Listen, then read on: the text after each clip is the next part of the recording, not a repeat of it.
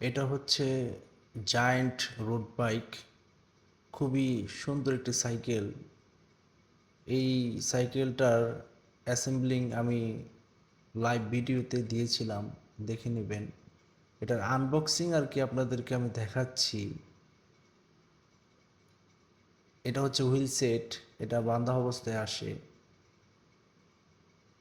তো এটার full video আর কি, মানে লাইভ আসছিলাম আর কি আমি, তো আপনারা ওটা দেখে নিতে পারেন, দেখলে আপনারা শিওর হবে। আর এগুলো হচ্ছে 105-এর গ্রুপ সেট, এগুলো আমি ইনস্টল করেছিলাম।